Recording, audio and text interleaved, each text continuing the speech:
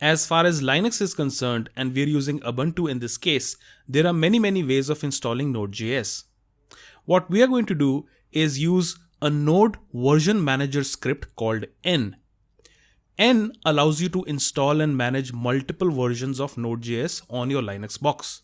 But before we can install N itself, we'll have to install GNU make, which is used by the N to compile Node.js as per your system.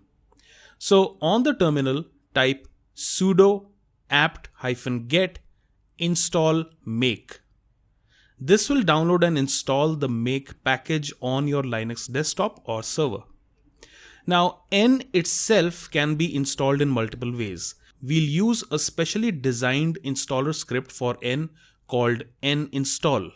So type curl or curl followed by -l so that it follows the URL location, followed by http://git.io/n-install.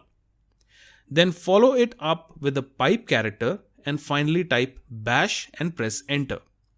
This statement will use curl to download and run the ninstall script.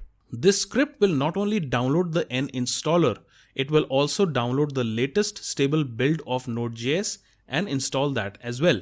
To top it off, it will store the path to Node.js, N and the npm package manager in your .bashrc profiles path environment variable so that you can access these files from any directory on your system.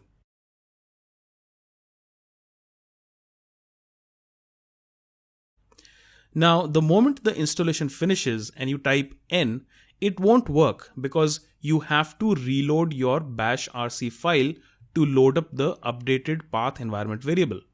So type $/.bashrc and press enter. This will reload your bashrc file. And now if you type N and press enter, you can see the version of Node.js as installed by the ninstall script on your system. Press enter to exit back to the prompt. And now if you type node followed by a space and then followed by a _version and press enter, you should see the current version of Node.js installed and as reported by Node.js itself. And that's how you install Node.js on Linux.